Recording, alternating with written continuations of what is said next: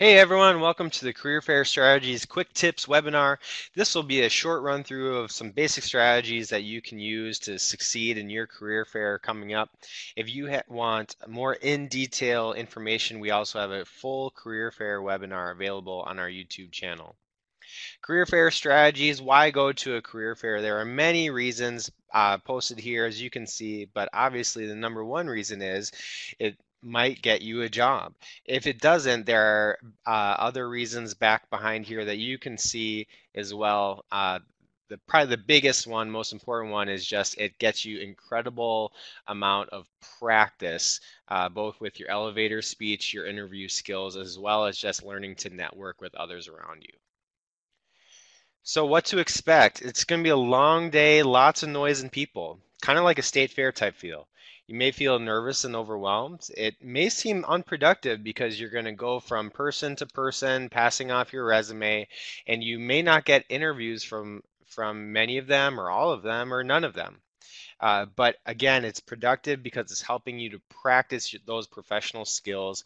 And yes, you'll make missteps, you'll make mistakes, but you'll be able to learn from them here and practice them right away instead of having to wait weeks or months for the next interview.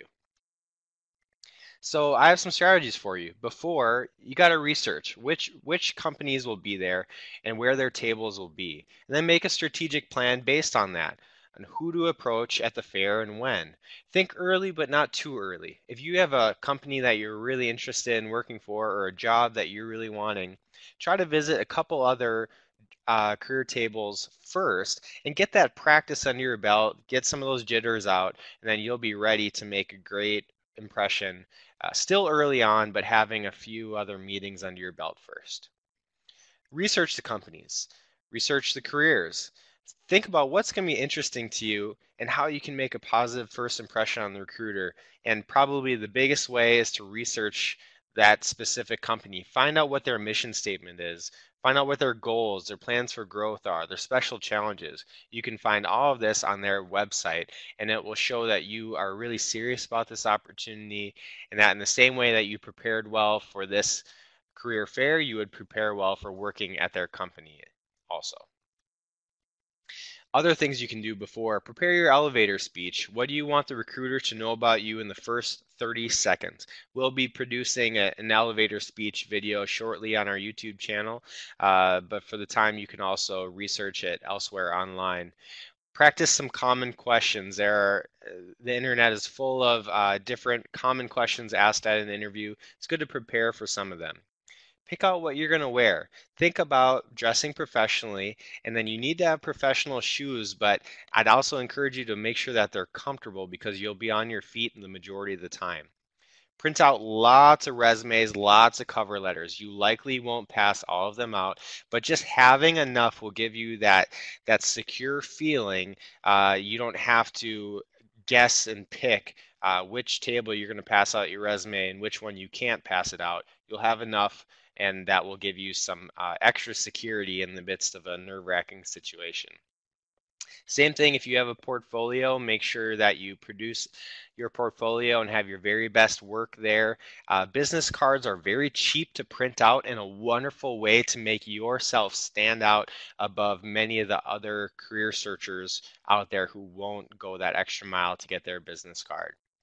Get a few pencils, get a notepad. You're going to want to make a lot of notes. You're going to be meeting a lot of people.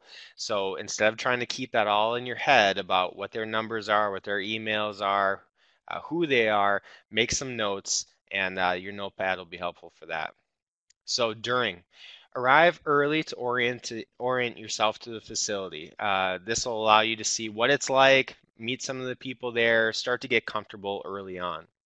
Don't join a line of more than 10 people. It'll take way too long to get through. You'll waste a lot of time.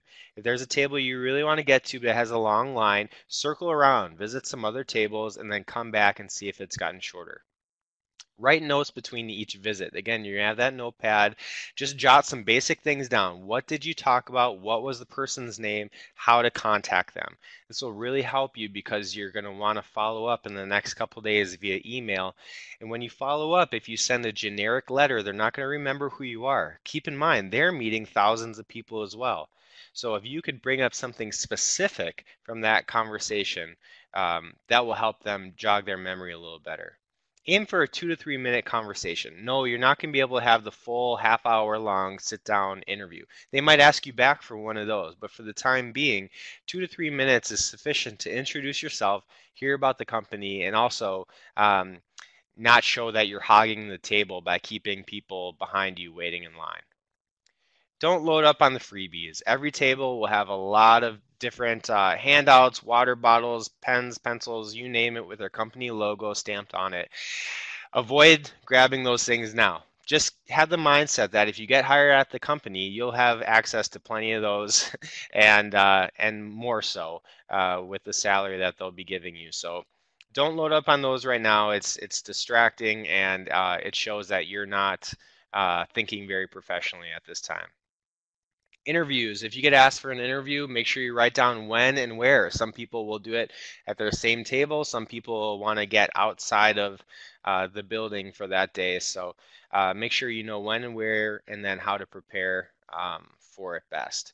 Have an open mind, see what God will do. You might go in there with an exact idea of what job you want and what company you want to talk with.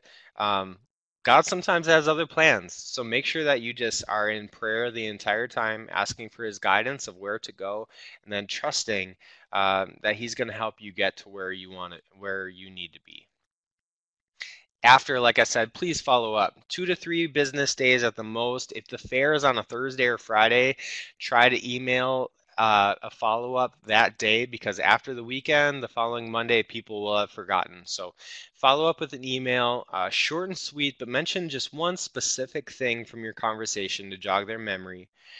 Reiterate that you're interested in the position of the company, and ask what further steps are for you, whether it's visiting the company or having an interview.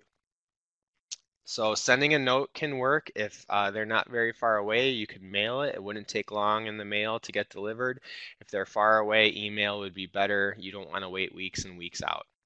Provide any materials you agreed to provide. So if they asked you to send in some writing examples, if they asked you to send in your resume, whatever it is, make sure you actually follow through on that.